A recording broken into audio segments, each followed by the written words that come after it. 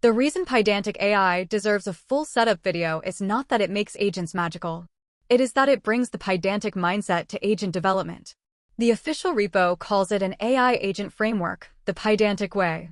The doc's surface agents, dependencies, output, tools, testing, evals, MCP, and observability. That is the right checklist. A production agent should not just return confident prose. It should return structured data, use tools with clear inputs, fail in testable ways, and give you enough traces to debug the bad cases. Most agent tutorials skip the part that breaks in real apps. They show a prompt, a tool call, and a happy answer. Real teams need contracts. A support triage agent should return a category, priority, confidence, and next action. A data agent should return a typed result, not a paragraph the backend has to parse.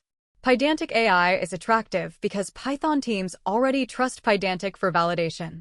The question is whether the same discipline can make agent outputs less vague and easier to test. The official install docs point to normal Python packaging, including pip and UV paths. The safe local setup is a fresh UV project, a clean virtual environment, and model credentials stored in environment variables, never in the repo and never on screen. Then define the output model before you write the prompt.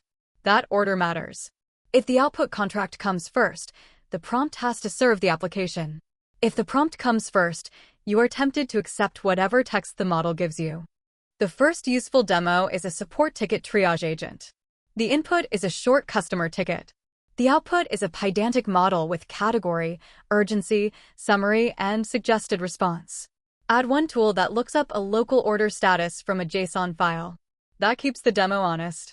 The agent has to combine natural language with a deterministic lookup, but it cannot pretend to know private data. The final output should be a typed object the rest of your app can consume directly. Testing is the difference between a demo and a workflow.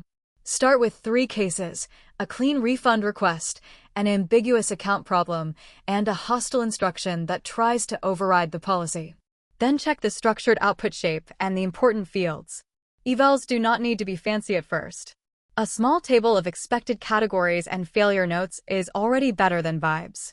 The point is to expose where the agent fails before your users do. The Pydantic docs also point toward observability and log-fire style workflows. That is useful, but do not overclaim. Typed outputs do not solve hallucinations. They make bad output easier to catch. Tools do not make agents safe. They give you a boundary to audit. Evals do not prove perfection. They make regressions visible. The right pitch is practical. Pydantic AI gives Python teams better handles around agent behavior. Pydantic AI is a strong first video for Python viewers because it connects a trusted validation brand to the messy agent problem. Use it if your app needs structured outputs, tool calls, tests, and provider flexibility. Skip it if you only need a quick one-off chatbot.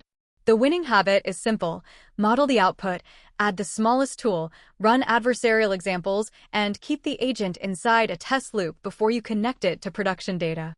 Before you copy this workflow, use a simple checklist. First, confirm the official source, not a random tutorial mirror. Second, save the repo link, docs link, and exact setup command in your notes. Third, create a disposable repo with one failing test so the agent has a safe place to prove itself. Fourth, require a real output artifact, a passing test, a browser check, a pull request draft, or a hook run.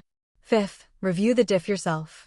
The point of these videos is not to make every agent look magical. The point is to separate tools that can close a verification loop from tools that only produce confident text.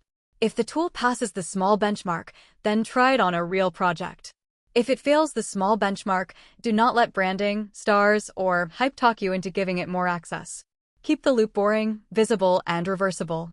That is how you get useful AI coding help without turning your repo into a science experiment.